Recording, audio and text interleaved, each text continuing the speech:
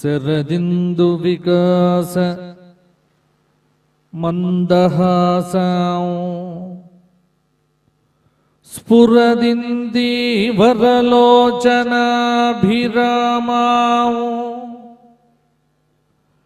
అరవింద సమాన సుందరాస్యాం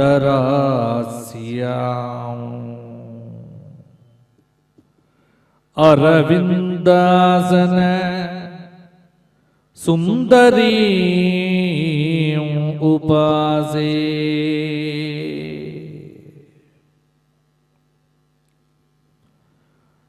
మాలాం కుంఠీంచడమరుం శూలౌ శంఖౌ సుదర్శనౌ దధానం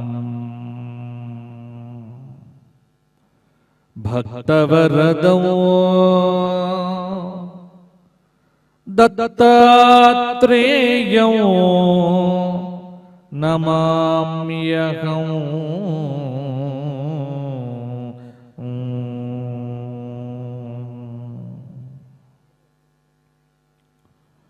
శృతిస్మృతిపురాణానాం ఆలయం కరుణాలయం నమామి. భగవత్పాద శంకరం లోకశంకరం. సదాశివ సమారంభాం వ్యాసశంకర మధ్యమాం అస్మదాచార్య పర్యంతాం వందే గురు పరంపరాం.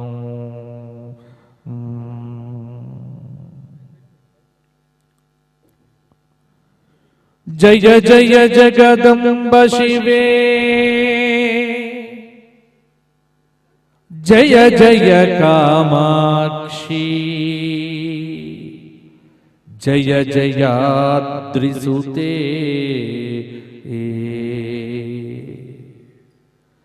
జయ జయ మహేశ దయితే, జయ జయ చిద్గగన కౌముదీధారే.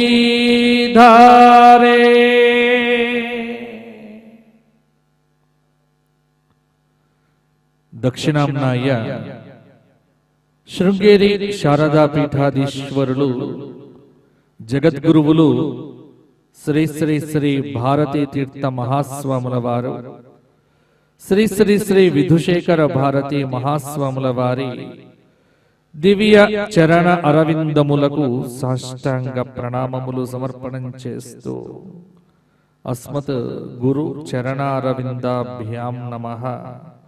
ధర్మపురి లక్ష్మీ నృసింహ పరబ్రహ్మణే నమో నమః.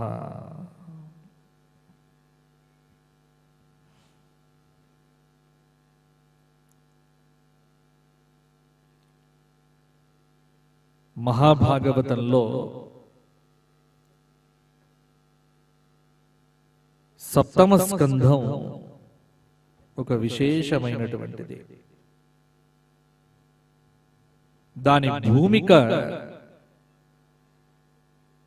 తృతీయంలో చెబుతూ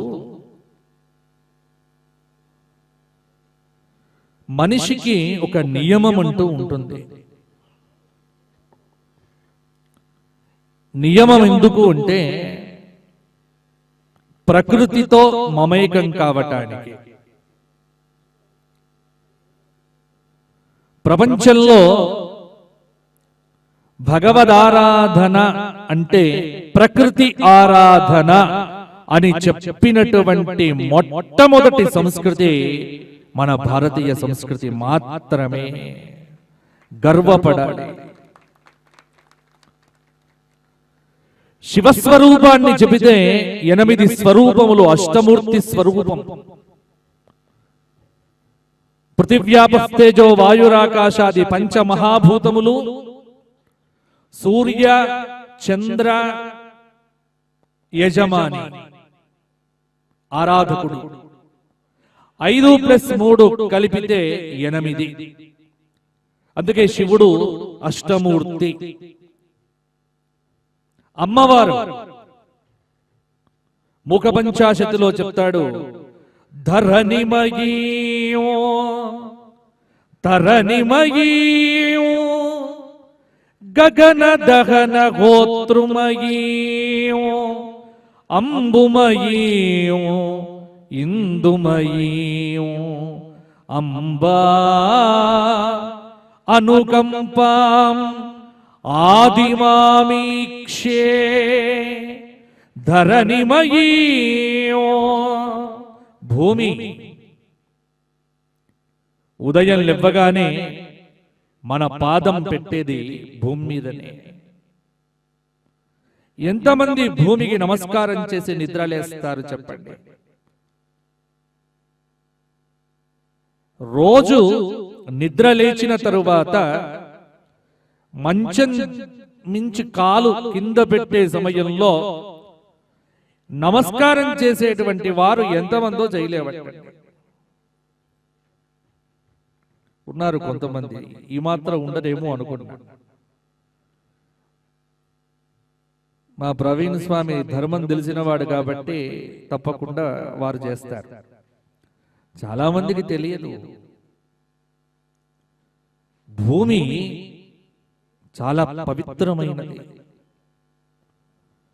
ఉదయం నిద్ర లేచిన తరువాత చూసుకోవలసింది కరాగ్రే వసతే లక్ష్మి. 2 చేతులు. ఎందుకు చేతులు చూసుకోవాలి? ఏముంది చేతుల్లో? సర్వ కార్యములను నీతో ఆచరింప చేసేవే హస్తములు. అందుకే కమలాక్షు నర్చించు కరములు కరములు శ్రీనాథు వర్ణించు జిహ్వ జిహ్వ సురరక్షకుని చూచు చూడ్కులు చూడ్కులు శేషశాయికి మృక్కు శిరము శిరము. ప్రహ్లాదుడు చెప్పిన మాట. ఈ 2 చేతులు ఎందుకు అంటే భగవద్ ఆరాధన కోసం. కాబట్టి 2 చేతుల్లో అమ్మ ఉంది. నిద్రలివ్వగానే ఇప్పుడేం చేస్తున్నారు? ఈ శ్లోకాన్ని మార్చి రాశారు. కరాగ్రే వసతే ఐఫోన్. ఇదే మొట్టమొదలు కళ్ళు తెరవక ముందు మన చెయ్యి పడేదే దాని మీద. అంటే అంత శాసిస్తోంది మనను. యంత్రాధీనంలోకి మనం వెళ్ళాలా, మనకు యంత్రం అధీనంలో ఉండాలా అంటే దాని అధీనంలోకి మనం వెళ్తే నాశనం, మన అధీనంలో అది ఉంటే అద్భుతం. అంతే. వాడటం తప్పు కాదు, ఎలా వినియోగించాలో అలా వినియోగిస్తే ఇబ్బంది లేదు. ఉదయం లేవగానే చేతుల యందు ఇష్టదేవత ఉపాసన నమస్కారం చేసుకొని ఆ 2 చేతులతో మొహమును ఇలా చక్కగా అద్దుకొని కాలు కింద పెట్టే సమయంలో సముద్ర వసనే దేవి పర్వత స్తన మండలే విష్ణు పత్ని నమస్తుభ్యం పాదస్పర్శ క్షమస్వమే. ఎంత గొప్ప శ్లోకం అమ్మా. ధరణిమయీ, భూమి ఎప్పుడు కూడా భూమి ఎప్పుడు ఎవడి అధీనంగా, పంచభూతాలు ఎవడి సొత్తు కాదు, పరమేశ్వరుడి. కానీ ఇప్పుడు ఏమిటి? ఎవడో పాట రాశాడు, ఈ నేల మనదిరా. నీ మొహం. ఈ నేల నీది కాదు, నాది కాదు, మనది కాదు. ఈ నేల అమ్మది. అసలు ఈ మొత్తం ప్రాపర్టీకి ఎవరు హక్కుదారు? భాగవతంలో చెప్పారు, సముద్రంలో మొత్తం మునిగిపోయినటువంటి భూమిని తన కోరల మీద పెట్టి లేపినటువంటి వాడే వరాహస్వామి. ఆ వరాహమూర్తిగా అవతరించి ఈ భూమిని, అందుకే ఈ మొత్తం భూమి మొత్తం ఎవరి పేరు మీద రిజిస్టర్ అయి ఉన్నది అంటే మొదటి స్వామి వరాహస్వామి. కానీ ఎక్కడ లింక్ డాక్యుమెంట్ లో ఉండదు ఆయన పేరు. లింక్ డాక్యుమెంట్ లోనే ఉండదు ఆయన పేరు. ఈ లింక్ డాక్యుమెంట్ చూసినప్పుడల్లా నీకు జ్ఞానం కలగాలి. ఎందుకంటే నీకంటే ముందు ఎంతమంది ఈ భూమిని అనుభవించిపోయారో వాళ్ళ ఫోటోలు ఉంటాయి. వాళ్ళ ఫోటో పక్కన కీషే అని ఉంటుంది, కీర్తిశేషులు. నెక్స్ట్ నువ్వే. రిజిస్ట్రేషన్ చేసుకునేటప్పుడే మనకు ఆ జ్ఞానం ఉండాలి. ఓహో, ఇదేదో వ్యవహారంలో మాత్రమే రిజిస్ట్రేషన్ తప్ప ఇదేది నాది కాదు. తామరాకు మీద నీటి బొట్టులాగా అంటీ అంటనట్టు, ముట్టి ముంటనట్టు పాడు చెయ్యకుండా ప్రకృతిని ఎలా వచ్చామో అలా వెళ్ళగలిగితే నీ జీవితం బాగున్నట్టు, ఈ భూమిని, ఈ గాలిని అన్నింటినీ పాడు చేసి వెళ్తే పంచభూతాలు ఊరుకోవు. ఎందుకంటే నీ శరీరం మొత్తం కూడా నిర్మితమైంది పంచభూతములతోనే. మానవ శరీర నిర్మాణం 5 భూతములు, బ్రతికేది 5 భూతములతో. కృతజ్ఞతా భావం ఉదయం లేవగానే నమస్కారం చెయ్యండి. అలా నమస్కారం చేసే వాడిని భూమి కాపాడుతుంది, భూమాత రక్షిస్తుంది. నీవు చేసే ప్రతి కర్మకు ఆవిడే సాక్షి. అజామిలోపాఖ్యానంలో చదువుతారు కదా కార్తీక పురాణం. కార్తీక పురాణంలో కూడా ఈ కథ వస్తుంది. అజామిలోపాఖ్యానంలో నేను చేసే పాపాన్ని ఎవ్వడు చూడట్లేదు అని అంటాడు. పిచ్చివాడా, నువ్వు చేసే పాపాన్ని ఎవరు చూడకపోవచ్చు కాక, కానీ పంచభూతములు చూస్తున్నాయి. సూర్యుడు చూస్తున్నాడు, వాయువు వీక్షిస్తోంది. అవి లేని చోటు నువ్వు చెయ్యి. యమధర్మరాజు దగ్గరికి మనను ప్రవేశపెట్టినప్పుడు చిత్రగుప్తుల వారు, మన ఆధార్ కార్డు ఇక్కడే కాదు, యూనివర్సల్ ఆధార్ కార్డు అక్కడ కూడా ఉంది. అక్కడ కేవైసీ అప్డేట్లు ఏముండవు. ఎందుకంటే ధర్మం ఆల్వేస్ అప్డేట్ వర్షనే ధర్మం. గుర్తుపెట్టుకోండి, ధర్మానికి అప్డేట్ ఉండదు, అప్డేట్ అయినదే. అందుకే సనాతన ధర్మం అంటే ఏంటి అంటే ఆల్వేస్ అప్డేటెడ్. ఈ జగత్తులో ఒకే ఒక్కటి సనాతన ధర్మం. ఇది మార్పు ఉండదు. సైన్స్ మారుతుంది, టెక్నాలజీ మారుతుంది. 2G 3G అయింది, 3G 4G అయింది, 4G 5G అయింది, 5G 6G అవుతుంది, నెక్స్ట్ 7, 8 వస్తాయి. కానీ ధర్మం 1, ధర్మం 2, ధర్మం 3, ధర్మం 4 ఉండదు. అందుకే నేను చెబుతా, మారే సైన్స్ ను మారని ధర్మంతో ఎప్పుడో మీరు సరిచూడవద్దు. ఇంతకంటే అద్భుతమైన టెక్నాలజీ కొన్ని వేల సంవత్సరాల క్రితం ఉంది. సుందరకాండ చదివితే పుష్పక విమానం లేదా? ఇప్పుడా అప్పుడా? ఎప్పుడో చూసాం మనం.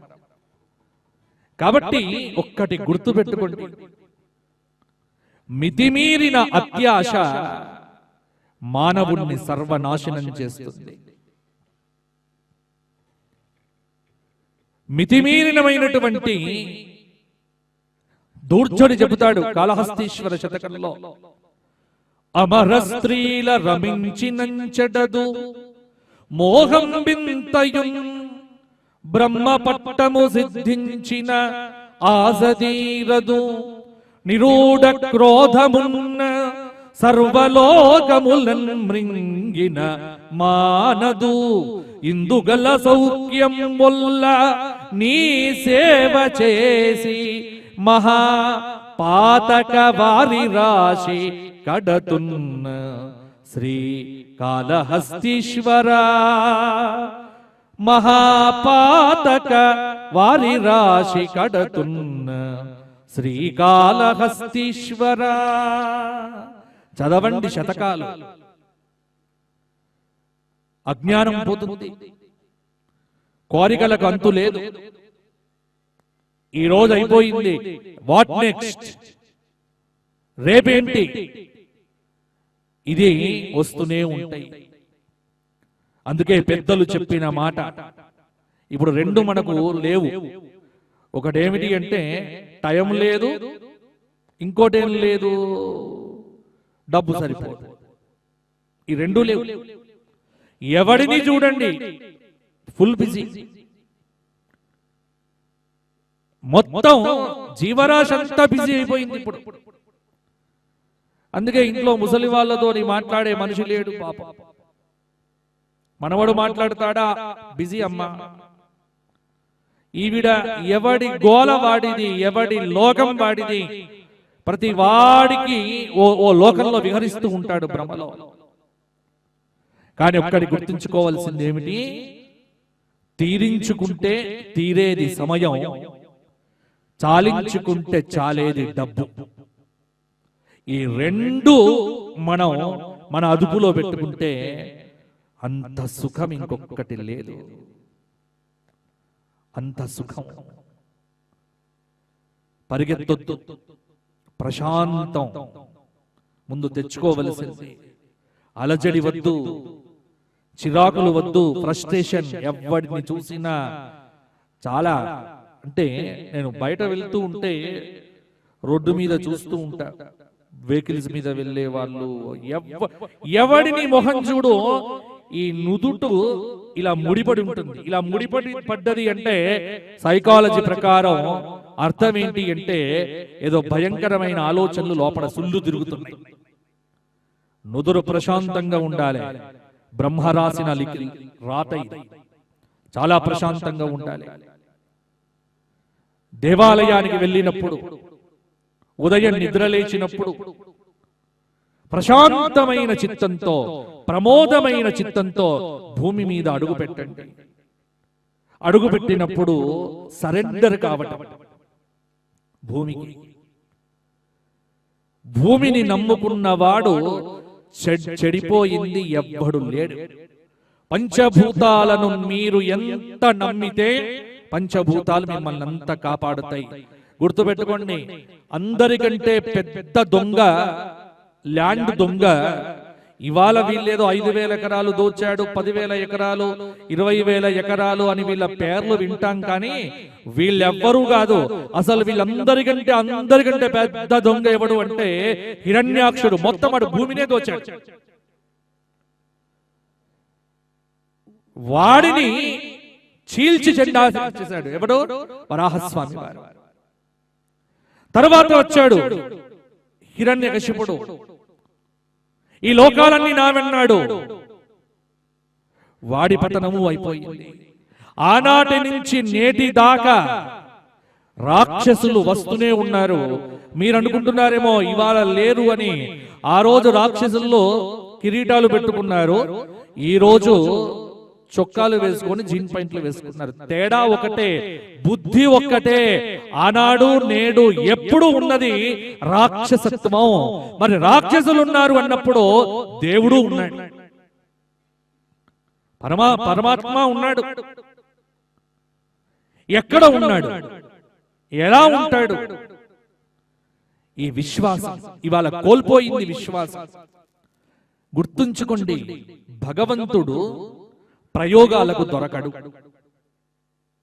భగవంతుణ్ణి ఎలా పట్టుకోవాలి? ఒక్కటే పట్టుకోవటానికి, ఒక్కటే ఒకటి, అచంచలమైనటువంటి విశ్వాసం. అదే నారదుడు చెప్పిన సూత్రం. ఈరోజు ఉదయమే నన్ను ఒక ఆయన ఫోన్ చేసి, స్వామి మీ ఇంటర్వ్యూ కావాలి, దేనికి అని. లేదండి నిన్ననే మొన్న ఒక చిన్న ఇష్యూ 10 నిమిషాలు మీరు మాట్లాడండి, మేము వైరల్ చేసుకుంటాం. ఇది కొత్త మాట. ఇప్పుడు ప్రతిదీ వైరల్ కావాలి, వైరల్ అయ్యేదాకా వీడు నిద్రపోడు.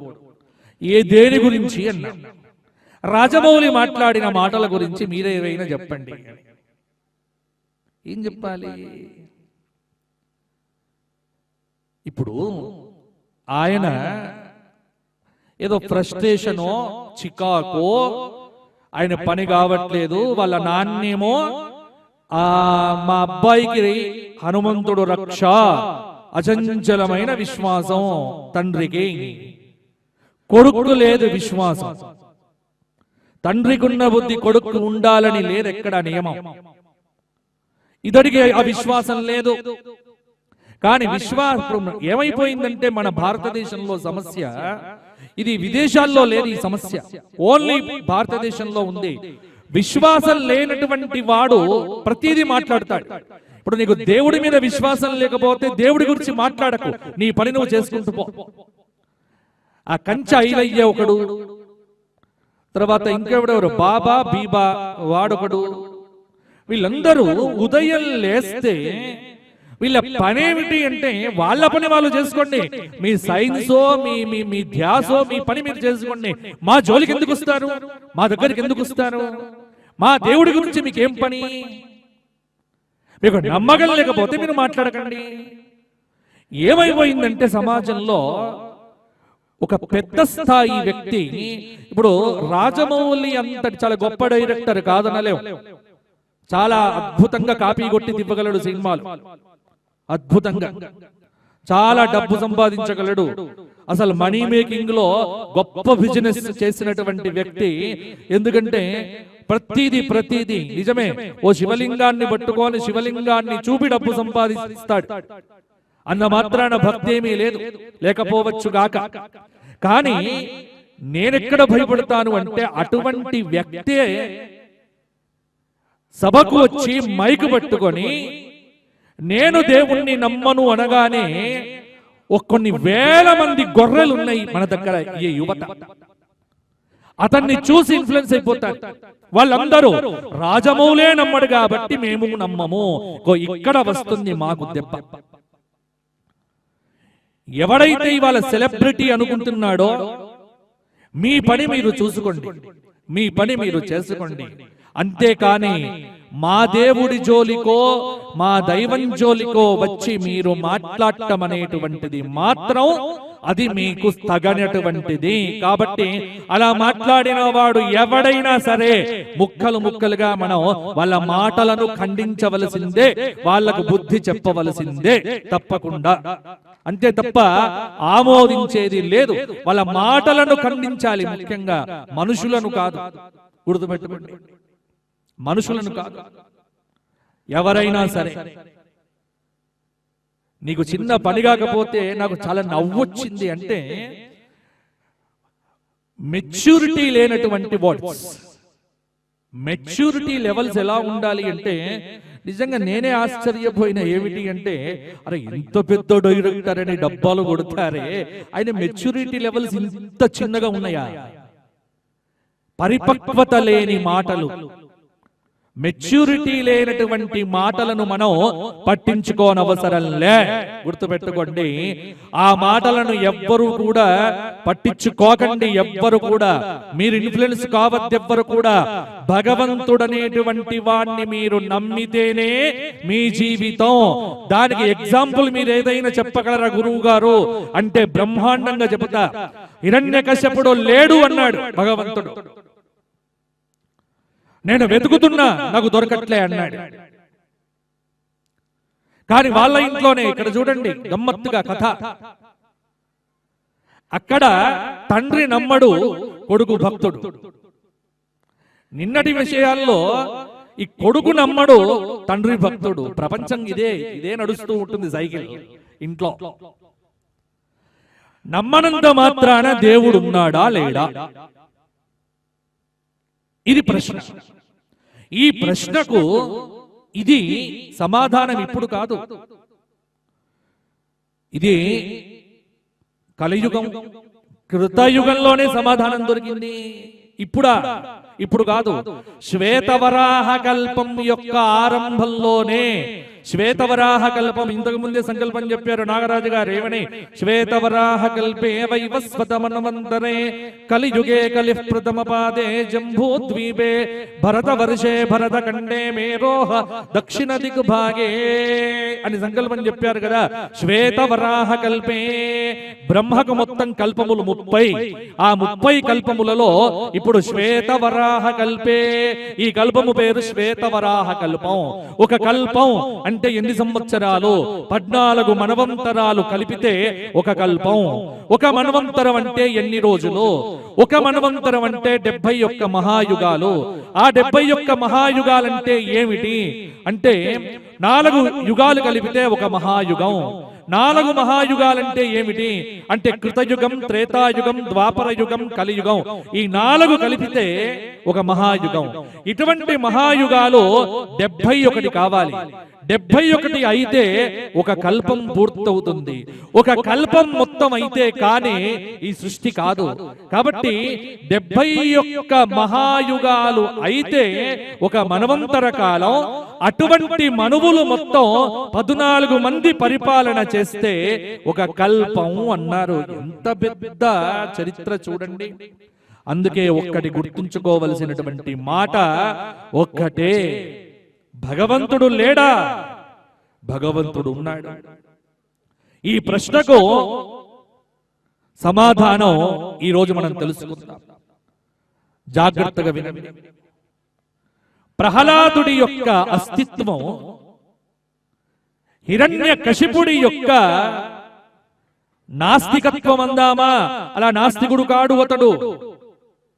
భగవంతుడు లేడు, భగవంతుడు లేడు అని చెప్పడం చాలా గొప్ప అనుకుంటున్నారేమో, కానీ లేడు లేడు లేడు. ఇప్పుడు ఎందుకంటే ఈ కొత్త ఫ్యాషన్ ఏమిటి? ఈ చాలా మంది పెద్దవాళ్ళని నేను చూస్తా, ఇది కేవలం హిందూ ధర్మంలోనే ఉంది. వాడు కాస్త ఎంటెక్ చదువుకునే పిల్లవాడు కూడా మన ఇంట్లో ఐ డోంట్ బిలీవ్ గాడ్ అంటే చాలా గొప్పవాడు, నేను దేవుణ్ణి నమ్మను అంటే ప్యాషన్.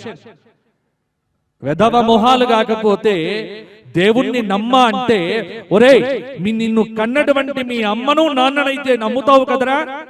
ఆ అమ్మ నాన్న ఎవర్రా? మాతృదేవో భవ పితృదేవో భవ అని వేదం చెప్పింది. అందుకే నేనేమంటా అంటే, దేవుణ్ణి నమ్మ అనేటువంటి వ్యక్తి అమ్మా నాన్నలను కూడా నమ్మవద్దు. గుర్తుపెట్టుకోండి. ఎందుకంటే మన సనాతన ధర్మంలో మాతృదేవో భవ, పితృదేవో భవ, ఆచార్య దేవో భవ, అతిథి దేవో భవ 4 స్వరూపాలు ఉన్నాయి. కాబట్టి తల్లి, తండ్రి. ఇక్కడ తండ్రికి నమ్మకం లేదు, కొడుకు నమ్మకం.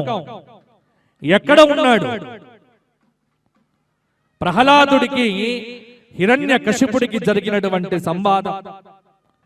ఎక్కడ ఉన్నాడు దేవుడు? నేను వెతుకుతున్నానే, నాకు కనిపించట్లేదే. ఎక్కడ ఉన్నాడు స్వామి అంటే ప్రహ్లాదుడు అన్నాడు సేమ్ ఇదే మాట. నేను నమ్మను అని ఎవరైతే అంటారో వాళ్ళు హిరణ్యకశ్యపులు. ఎవరైతే నేను నమ్ముతాను భగవంతుణ్ణి అని అంటాడో అతడు ప్రహ్లాదుడు అవుతాడు. గుర్తుపెట్టుకోండి. అందుకే ప్రహ్లాదుడు చెప్పినటువంటి మాట, ఇందుగలడందు లేడని సందేహము వలదు చక్రి సర్వోపగతుండో ఎందెందు చూచిన అందందే గలడు దానవాగ్రని వింటే ఇందుగలడందు లేడని సందేహము వలదు చక్రి. ఇక్కడ ఉన్నాడు, అక్కడ లేడు. ఈ సందేహం వద్దు.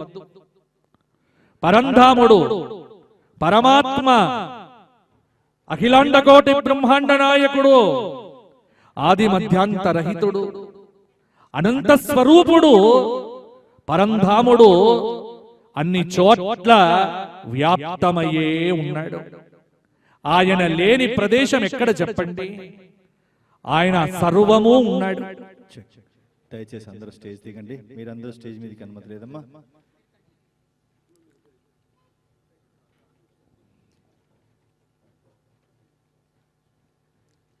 శివస్వామి అందరూ కిందికి దిగండి అమ్మా. దయచేసి కిందికి దిగండి అందరూ. గురుగారు మధ్యలో అడ్డుతగులుతున్నారు. ఇక్కడ భగవంతుడు ఉన్నాడా లేడా అన్న దానికి ఇద్దరి మధ్య నిరూపణ. ఆ నిరూపణ కృతయుగంలోనే జరిగింది. మరల ఇప్పుడు కొత్తగా నిరూపణ చెయ్యాల్సిన పనిలే. ప్రహ్లాదుడు అన్నాడు ఏమని? నాన్న, ఇందుగలడందు లేడని సందేహము వలదు చక్రి సర్వోపగతుండు, ఎందెందు వెతికి చూచిన అందందే గలడు దానవాగ్రని వింటే. నీవు విశ్వసిస్తే, నీవు నమ్మితే పరంధాముడు పరమేశ్వరుడు ఎక్కడ లేడో నువ్వు చెప్పు, అక్కడ నేను చూపిస్తా అన్నప్పుడు అండపిండ బ్రహ్మాండమంతా ఆశ్చర్యపోయింది. అప్పుడు అన్నట్ట, ఈ స్తంభమునందు చూపించగలవా అన్నట్ట. ఆ స్తంభము జడమైనటువంటిది. జడమైనటువంటి ఉక్కు స్తంభమునందు భగవంతుణ్ణి చూపించగలవా అన్ని ప్రశ్న వేసినటువంటి హిరణ్యకశ్యపుడి యొక్క ప్రశ్నకు అచంచల భక్తి విశ్వాసములు కూడినటువంటి ఆ ప్రహ్లాద కుమారుడు ఎంత విశ్వాసం చూడండి భగవంతుడి మీద, ఎంత నమ్మకమో చూడండి. కుదురైన అద్భుతమైన విశ్వాసం అనేటువంటిదే ఇక్కడ ప్రతీక. గుర్తుపెట్టుకోండి, నేను భగవంతుణ్ణి నమ్మను అనే మాట ఎప్పుడూ మన నోటి నుంచి రావద్దుగాక, రావద్దు. ఎందుకంటే మనకు పుట్టుక, మన యొక్క పెంపకము, మన యొక్క సంస్కారము, మన యొక్క జీవనము, మనం పీల్చే గాలి, నడిచే నేల, చూచే దృశ్యం, ఇవన్నీ కూడా పరంధాముడి యొక్క కృపతోనే మనకు జరుగుతున్నాయి. అటువంటి విశ్వాసంతో అండపిండ బ్రహ్మాండమునందు సర్వము చూస్తున్నటువంటి ఆ చిన్న కుర్రవాడు, 5 సంవత్సరముల పిల్లవాడికి భగవంతుడి యందు విశ్వాసం. ఆ 5 సంవత్సరముల కుర్రవాడు, నాన్న ఈ ఉక్కు స్తంభమునందా తప్పకుండా ఉన్నాడు అన్నాడు. ఓహో, ఉంటే కనుక నేను నాకు చూస్తాను అన్నాడు.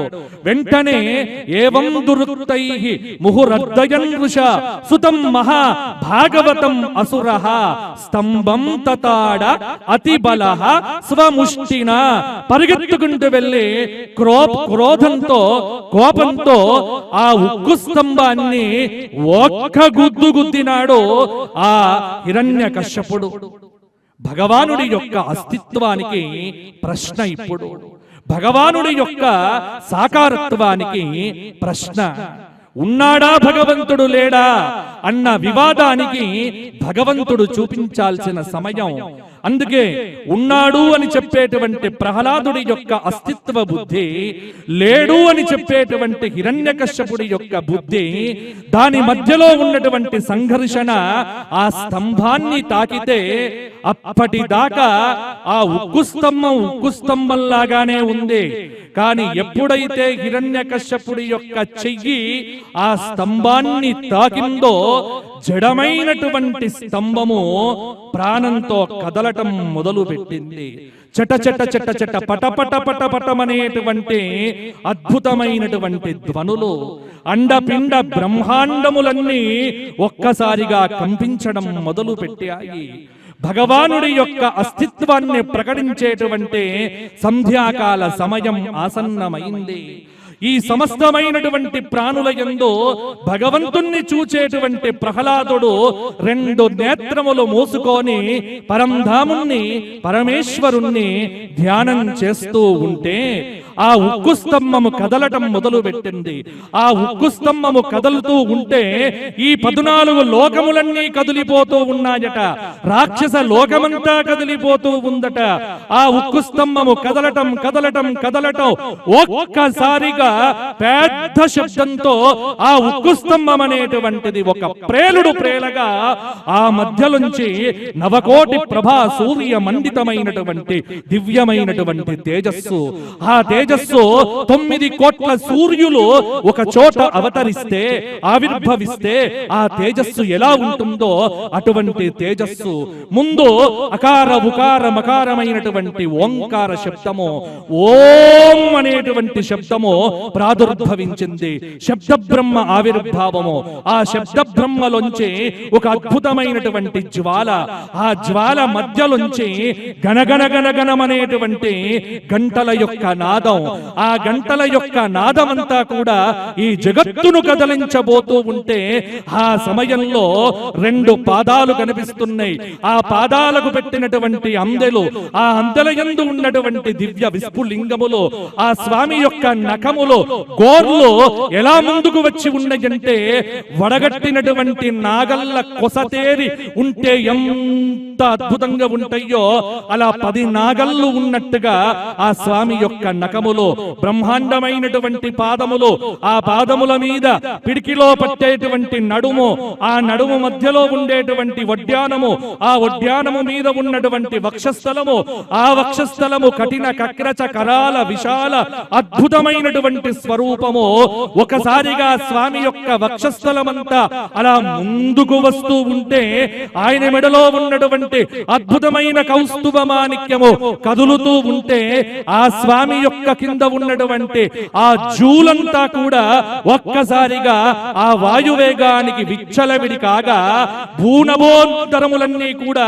ఉలికిపడేట్టుగా కింద పడుతూ ఉండగా భూలోక భువరులోక సువరులోక మహాలోక తపోలోక జనోలోక అతల వితల తలాతల మహాతల రసాతలాది 14 భువన బ్రహ్మాండములన్నీ కూడా ఒక్కసారి కదిలిపోతూ ఉంటే ఆ స్వామి యొక్క పెదవులన్నీ ఇలా తెరుచుకోగా ఆ లోపం నుంచి వచ్చినటువంటి 2 కోరలు బయటకు రాగా ఆ కోరల యందు వ్యక్తమైనటువంటి బడబాగ్ని కీలలు రాక్షస లోకమును నాశనం చెయ్యగా 2 ముక్కు పుటములు, ఆ ముక్కు పుటల నుంచి వెలువడేటువంటి బడబాగ్ని కీలలు, ఆ పైన ఉన్నటువంటి ఒక నేత్రము సూర్యనేత్రమై, ఒక నేత్రము చంద్రనేత్రమై, ఆ 2 నేత్రముల మధ్య ఉన్నటువంటి త్రినేత్రము, 3వ నేత్రము అగ్నినేత్రమై ఒకసారిగా అద్భుతంగా ప్రకాశించగా ఆ స్వామి సగము నడుము దాకా అద్భుతమైనటువంటి నర ఆకారము, పైనుంచి చూస్తే సింహాకారము,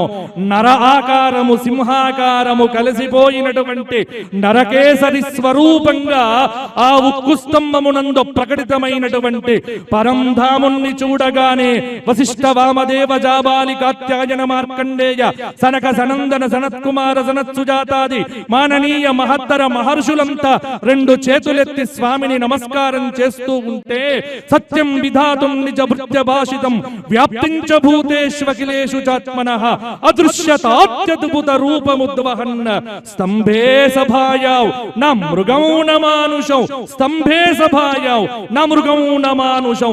అది మృగాకారమా, అది సింహాకారమా, అది ఆకృతియా, అది జ్వలనాకృతియా, అది బడబాగ్నియా, అది తేజస్సా, ఈ లోకములను ధ్వంసం చేసేటువంటి నరసింహ స్వరూపమా?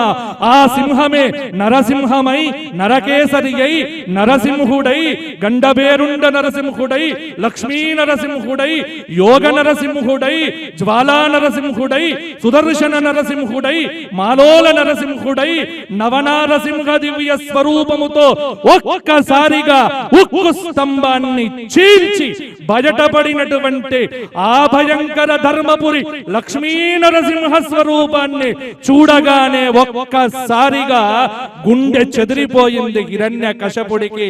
కింద పడిపోతే అలా వాడిని మిడత పట్టినట్టుగా పట్టి తన ఒళ్ళో పెట్టుకొని వాడి యొక్క వక్షస్థలం మీద తన 20 చేతులు పెట్టి కొట్టి వాడి ప్రేగులన్నీ తీసి మెడయందు వేసుకొని ఎక్కడ రాని అనేటువంటి మాటలు విన్న ఈ సమస్త లోకములన్నీ కూడా గజ గజ వణికిపోతూ ఉంటే ఆయన పాదముల యందు పడినటువంటి 5 సంవత్సరముల పిల్లవాడు ప్రహ్లాద కుమారుడు అత్యంత భక్తి నమ్రత కలిగినటువంటి వాడై స్వామి నా కోసం అవతరించావా, లేడు లేడు అంటే ఉన్నాడు అని నిరూపణ చెయ్యటానికే అవతరించావా? నాడైనా నేడైనా రేపైనా ఎల్లుండైనా భగవంతుడు ఎప్పుడూ ఉన్నాడు. నమ్మని వాడికి ఎప్పుడో భగవంతుడు లేడు, నమ్మిన వాడికి భగవంతుడు ఇక్కడ కీసరగుట్టలో రామలింగేశ్వరుడిగా, యాదాద్రిలో లక్ష్మీ నరసింహుడిగా, ధర్మపురిలో పవనాశన పీఠాయ గౌతమీ తీరవాసిని శ్రీమద్ ధర్మపురీశాయ శ్రీ నృసింహాయ మంగళం లక్ష్మీ నరసింహుడిగా, అండపిండ బ్రహ్మాండాన్ని కదిలించేటువంటి స్వామిగా, అలా జాజ్వల్యమాన దివ్య లావణ్య స్వరూప తేజస్సుతో నవనీత కోమల శ్యామల మధుర మంజుల సుందర వదన రవింద సౌందర్య అద్భుత దివ్య పరాక్రమ వైభవ స్ఫూర్తితో ఈ జగత్తు యందు భగవంతుడున్నాడు అని నిరూపణ చేసినటువంటి ఆ నరసింహ స్వరూపాన్ని చూడగానే ప్రహ్లాదుడు శ్రీమత్పయోనిధి నికేతన చక్రపాణే భోగీంద్ర భోగమణి రంజిత పుణ్యమూర్తే యోగీశ శాశ్వత శరణ్య భవాబ్ధిపోత లక్ష్మీ నృసింహ మమ దేహి కరావలంబం. అందుకే భక్తితో ప్రార్థిస్తే ఒళ్ళో పెట్టుకొని కాపాడుతాడు. లేడని అహంకరిస్తే హిరణ్యకశ్యపుడిలాగా ఈ లోకానికి ఏదైనా నీవు మేలు చెయ్యదలుచుకుంటే భగవంతుడి యొక్క అస్తిత్వాన్ని నమ్మి భగవంతుడి దగ్గర శిరస్సు వంచి భగవంతుడి యొక్క పాదాబ్జముల దగ్గర ఎప్పుడైతే ప్రణమిల్లుతావో ఆ పరంధాముడు దయ కలిగిన వాడు. అందులో అందరికంటే దయ చూపించేవాడే నరసింహుడు అన్నారు. రూపము ఆగ్రహము, కోపము తీవ్రము, కాని అనుగ్రహము మాత్రం విశేషము. ఆగ్రహ అనుగ్రహములు ఏకకాలంలో చూపించిన అవతారము. శివకేశవ అభేద తత్వాన్ని ప్రతిపాదించిన అవతారము. చతుర్దశి నాడు వైశాఖ మాసంలో శుక్ల పక్షంలో ఆ సాయంకాల సంధ్యా సమయంలో స్వాతి నక్షత్రమునందు ప్రాదుర్భవించిన ఆ నరసింహ తత్వాన్ని కనుక మనం తెలుసుకుంటే జీవితంలో ఎప్పుడు మనం దేవుడు లేడు అనేటువంటి మాటను మాట్లాడలేము. లేము. అందుకే భగవంతుడెక్కడా? అదిగో ఉన్నాడు. ఎక్కడ ఉన్నాడు? ఇదిగో ఇక్కడే వేదిక మీద హరిహరాత్మక స్వరూపమై అయ్యప్పగా విరాజమానము అయ్యాడు. అలాగే కీసరగుట్ట యందు రామలింగేశ్వరుడై ప్రాదుర్భవించినాడు. నీవు కనుక గట్టిగా చూసుకోగలిగితే ఎక్కడో లేడురా భగవంతుడు. ఎదుటి వ్యక్తి యొక్క క్షేమాన్ని కోరే ప్రతి మనిషి హృదయంలో ఉండేది భగవంతుడేరా. కాబట్టి నీ హృదయము ఎప్పుడై స్వచ్ఛమై అద్భుతమై ప్రకాశిస్తుందో, మానవత్వపు పరిమళాన్ని వెదజల్లుతుందో, మానవత్వం అనేటువంటిది పరాకాష్ఠకు చెందితే మిగిలేది మాధవ తత్వమే. మానవత్వము తొలగిపోవాలి, మాధవ తత్వము మిగిలిపోవాలి. అందుకే మానవుడే మాధవుడైతే ఇంకా దేవుడెక్కడో లేడు. జీవో బ్రహ్మైవ నాపరః. అందుకే శంకరాచార్యుల వారు చెప్పినటువంటి మాట చిదానంద రూపః శివోహం శివోహం. బోలో లక్ష్మీ నృసింహ భగవానికి. ఇది భగవంతుడు లేడు అని చెప్పేవారికి సమాధానం. గుర్తుపెట్టుకోండి. కాబట్టి నమస్కారం చేసి ప్రార్థన చేద్దాం. స్వస్తి.